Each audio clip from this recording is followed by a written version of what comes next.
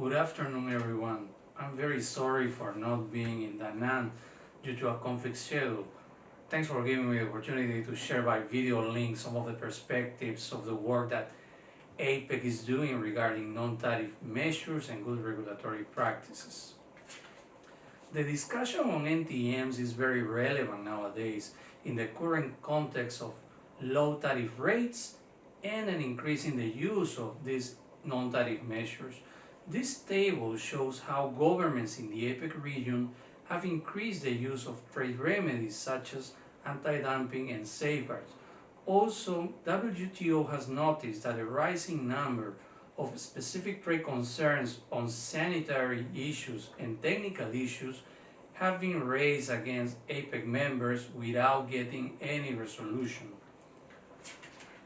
The problem of some NTMs is that they can become an impediment to trade, that is, a non-tariff barrier, and create unnecessary distortions to markets. In this example, we have an economy, let's call it economy A. This economy restricted the amount of rice that producers could sell overseas by implementing massive government purchases of local rice.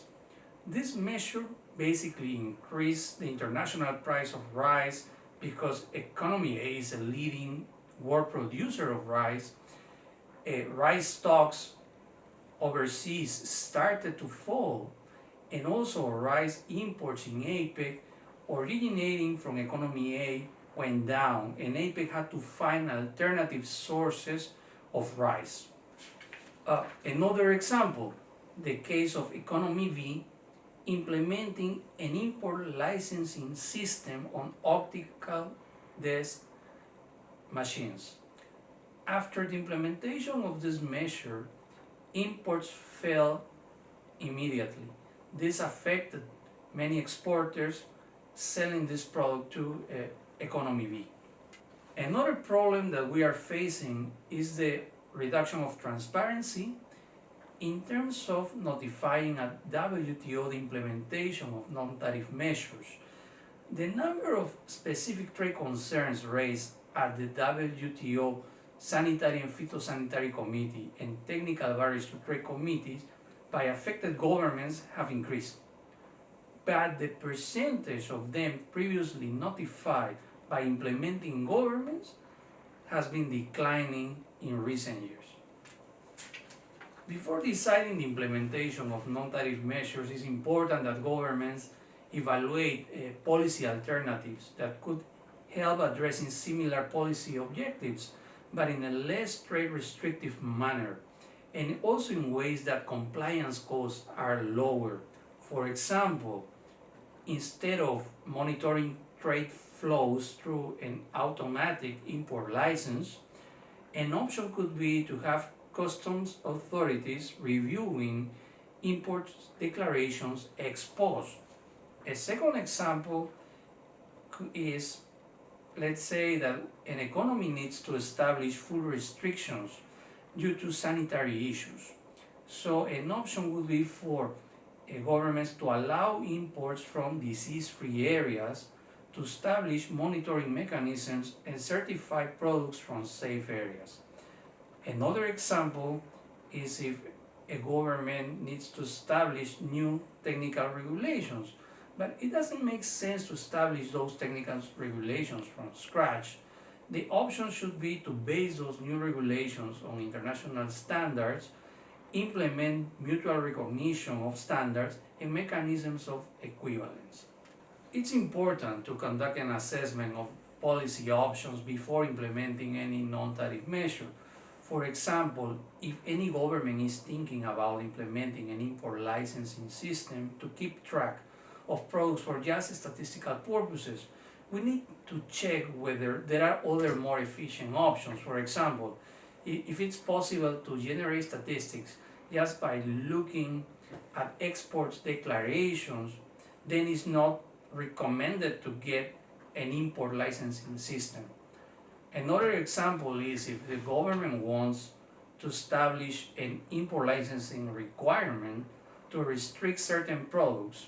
So it will be then important to determine if the same can be achieved by implementing risk assessment systems in customs to determine which containers have to be inspected on the spot and which ones ex post after release. So as you can see, it's important that the government figures out what is going to be the most effective and efficient measure before making a decision. And finally, to reduce the risk for a non-tariff measure to become a barrier to trade, it's necessary to take into account some good practices. For example, in terms of process, it's important for governments to start consultations with relevant stakeholders.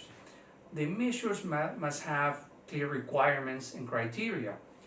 The decision-making process should be clear, like who the responsible authority is. And finally, the information on the measure has to be available to the public.